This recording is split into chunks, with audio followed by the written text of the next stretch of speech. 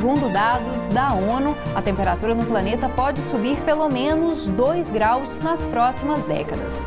Tudo por causa do aquecimento global, motivado pela alta emissão de gases que causam o efeito estufa.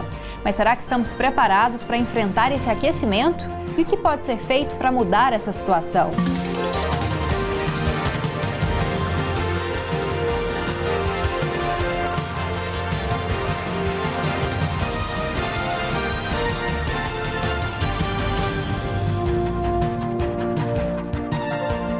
Olá!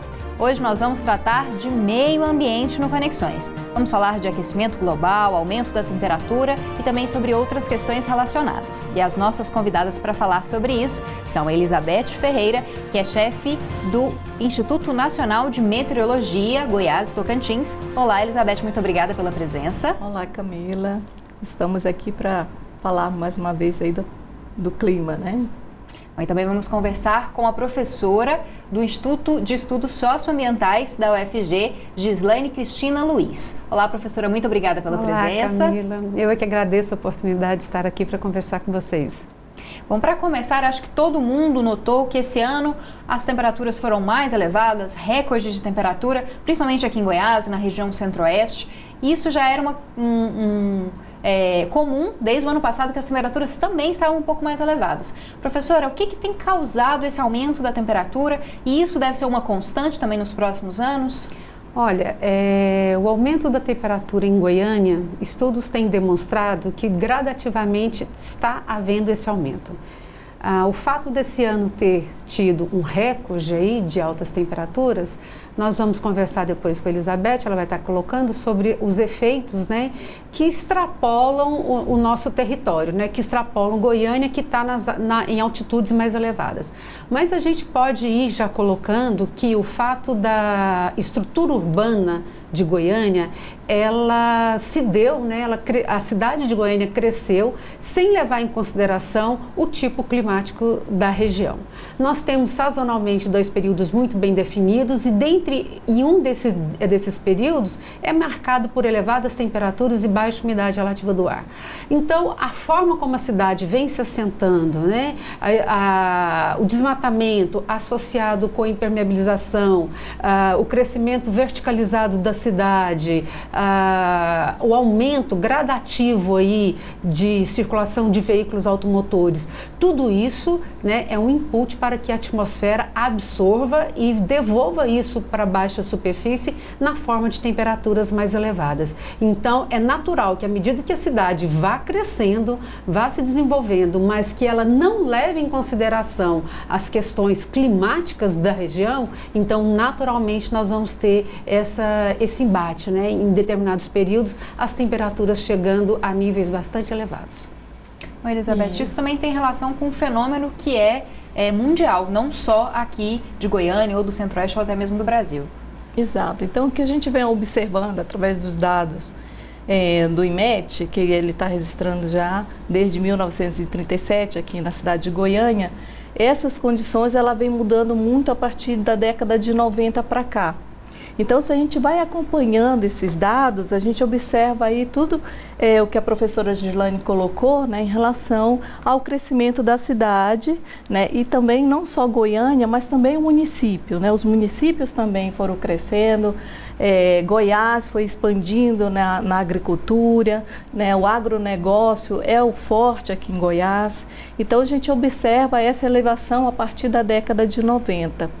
E quando agora o fenômeno El Niño atuando, então, antes não era quente, agora está. Por que essa diferença agora? Em 93 e 94 teve El Niño, 97 e 98 teve El Niño, por que agora tão mais elevado, né? Então, agora a gente está vivendo essas modificações que foram citadas e mais a atuação de um fenômeno que já é comum, né? Que já tem uma recorrência, e aí ele faz com que haja mais eventos severos, né, que não é só aqui em Goiás, que não é só aqui no Brasil, mas que ele muda o clima global. Então, essas condições do El Niño atuando, que é o aquecimento das águas do Pacífico, e esse aquecimento, ele muda a modificação da circulação dos ventos e ele faz com que tenha mais mais chuva na região sul do Brasil, como a gente está observando, as condições de chuvas intensas ali para aquela região, assim como também a região mais seca no Nordeste, ou seja, mais seca, aquela região que já é seca, ela fica mais intensificada, e a região ali do Amazonas também mais seco.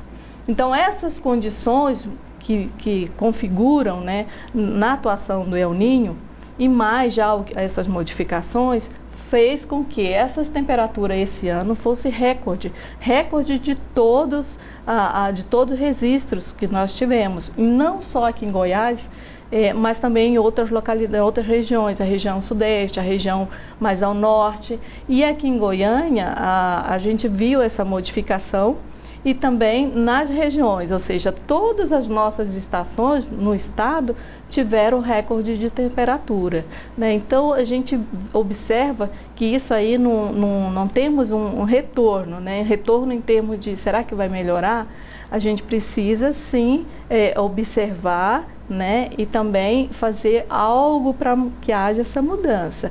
Mas desde dezembro do ano passado já foi anunciado o fenômeno El Niño, que o El Niño estava se intensificando, que poderia ter o El Niño, né? Como que ficariam as condições. Então já existia um prognóstico da atuação desse El Niño. Professora, isso deve persistir também em 2016 ou ainda por mais tempo?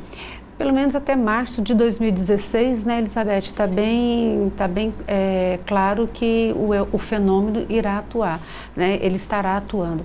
Agora, uma questão muito interessante, complementando um pouco o que a Elizabeth está colocando, é que não só as temperaturas elevadas têm se elevado, mas as mínimas também têm se elevado bastante. E daí eu tenho o hábito de dizer aos meus alunos, Elizabeth, que aquele frescor que nós sentíamos na cidade, no anoitecer, na madrugada, nessas épocas de elevadas temperaturas, ele não existe mais. São temperaturas elevadas o dia, a noite e a madrugada, né? Então, as temperaturas mínimas, elas têm se elevado, talvez até em maiores valores do que a própria temperatura máxima. E isso agrava mais ainda as altas temperaturas, porque nós não temos um momento de refresco, né? Um momento de frescor na cidade de Goiânia. Bom, a gente vai para um intervalo agora e volta no próximo bloco e continua essa discussão a respeito de meio ambiente, também de preservação ambiental e outras questões para a gente saber como é que está o nosso futuro aqui no planeta. Não saia daí!